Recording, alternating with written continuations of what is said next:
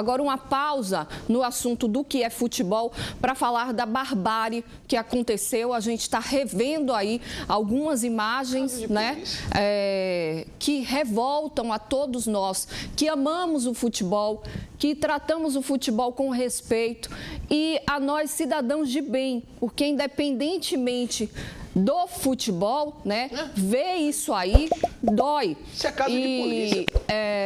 As coisas continuam acontecendo, as punições são sempre muito brandas. Eu estou com o Tony Júnior ao vivo no HGE, que está com um familiar de uma das vítimas e pode contar um pouco mais sobre essa história para a gente, Tony, para quem está assistindo, entender como isso começou, né, e o porquê. Boa tarde.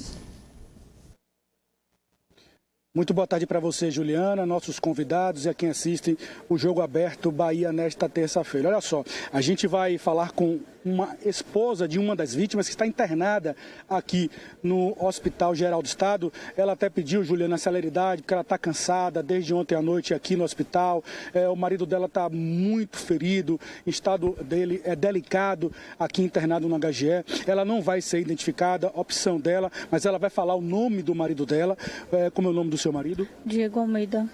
Diego Almeida. O Diego ontem estava no condomínio Jardim Pampulha, no bairro de São Marcos. Eles estavam saindo com um grupo de torcedores do Vitória, quando por volta de 11h50 da noite, eles foram interceptados aí por torcedores do Bahia, na avenida ali principal de São Marcos, e foram agredidos.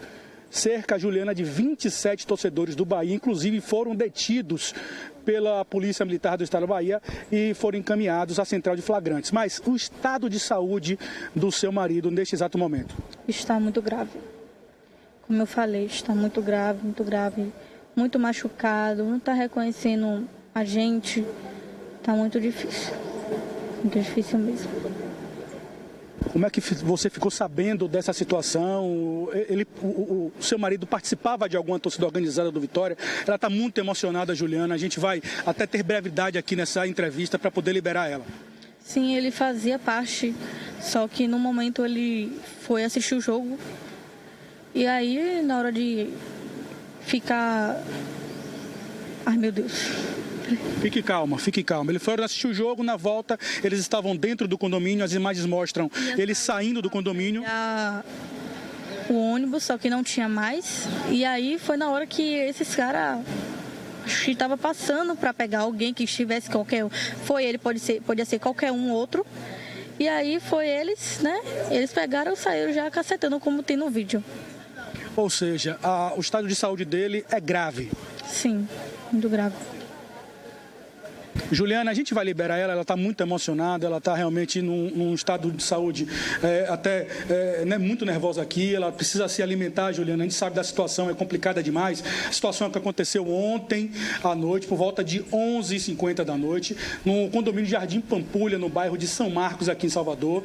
Homens que estavam saindo desse condomínio, como mostram a imagem, torcedores do Vitória, da torcida organizada dos Imbatíveis, acabaram sendo interceptados na frente do condomínio por torcedores do Bahia. Houve uma agressão, foram aí presos e encaminhados ao sistema, à delegacia de Central de Flagrantes, 27 torcedores do Bahia, e de acordo com a própria polícia, a gente inclusive tem uma nota da polícia que fala que os torcedores que foram agredidos foram encaminhados aqui ao Hospital Geral do Estado, Juliana, e que esses torcedores estão gravemente feridos. A gente não tem um estado aí de saúde preciso, uma nota, por exemplo, da Secretaria Estadual de Saúde, mas realmente o clima aqui é um clima de preocupação por conta dessa violência entre torcedores que aconteceu ontem à noite, por volta de 11h50 da noite, depois da partida entre Vitória e Cruzeiro pelo Campeonato Brasileiro, no estádio Manuel Barrada. Juliana.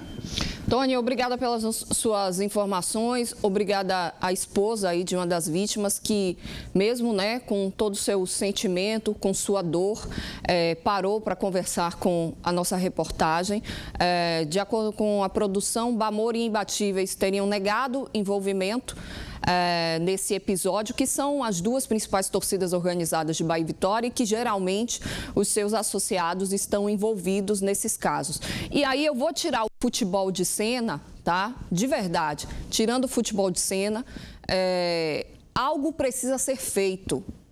algo precisa ser feito urgentemente para que a gente possa viver em uma sociedade de forma minimamente tranquila, porque todos nós hoje vivemos com medo, encarcerados nas nossas próprias casas, porque a gente sabe que cenas como essas são corriqueiras, acontecem de forma repetida e nada é feito. Só com episódios de futebol, eu posso contar aqui, nos 18 anos que eu tenho de Band, centenas de casos em que, inclusive, se chegaram a óbitos. E essas pessoas continuam tendo acesso a estádios. E aí, a gente vai para todas as searas, porque a impunidade nesse país é revoltante.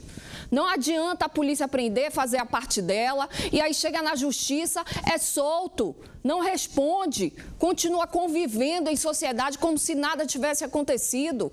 E famílias choram. Ah, mas tem envolvimento com torcida. Não interessa, não estou aqui levantando bandeira para torcida A nem torcida B. Para mim, quem se envolve nisso aí, nesse tipo de cena, no final, é marginal, que sai de sua casa para caçar quem esteja na rua com camisa de time contrário. Isso não é coisa de gente, não. Isso é coisa de bandido, de gente suja. É um absurdo, é revoltante. É realmente, meu amigo, eu vou te dizer, viu? Ju, além do aspecto criminal, eu faço uma pergunta, você tirou o futebol, mas eu vou voltar com o futebol. Eu faço uma pergunta para a Federação Baiana de Futebol, para o Ministério Público e para a Secretaria de Segurança Pública. O que é que vai acontecer com essas pessoas, 27, né, que foram detidas? Eles vão ser o quê? Fechados? E aí, vai acontecer o quê? Eles vão ter acesso à Arena Fonte Nova? Mas é o que eu estou falando, Ed, volta para esse assunto que a justiça, o nosso Código Penal precisa ser modificado, porque aí não chega nesses órgãos. A Polícia Militar, ela prende, ela leva para a delegacia. Com certeza. Geralmente, eles conhecem cada um por nome. Sim. Né? Mas eles não têm o poder. O poder da justiça, de fazer algo. A justiça só é bem eficiente quando faz audiência de custódia para soltar bandido. Aí é fácil. Agora, também tem um detalhe aí, viu? É claro que a polícia não vai chegar na hora do crime. Ela chega sempre depois. Mas podia prevenir. Porque a gente sabe que esse território daí, próximo do Barradão, é um território que sempre acontece alguma coisa. Então, colocava a polícia ali preventivamente, nessas áreas, para evitar que esse tipo de coisa acontecesse. E assim a gente vive uma guerra. Porque há uma semana, é torcedor do Vitória que pega o do Bahia, aí na semana seguinte, o do Bahia quer dar o troco para responder. Perfeito. E continua, entendeu? Aí essa guerra continua, é eterna. E alguém precisa fazer alguma coisa. Sabe por quê? No final, sempre tem um inocente que paga o pato. Às vezes até que não é envolvido com o negócio de torcida organizada. E assim, tem gente que vai para a torcida organizada e que é gente de bem. Eu conheço vários. A gente sempre usa no rádio uma frase em latim que fala assim, dura lex sed lex. A lei é dura, mas é lei.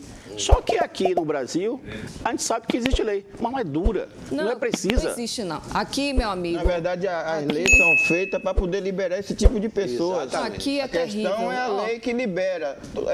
É político, é a justiça, já bota um escape. Quando acabar esse escape, eles vão estar na cadeia. Perfeito. Eles vão estar respondendo. Porque doído, isso aí também é falta de amor ao próximo. Claro. Não ama ninguém, nem a família dele. Civilidade, nem a própria família, exatamente. Uma pena eu ter perdido tempo do programa, né?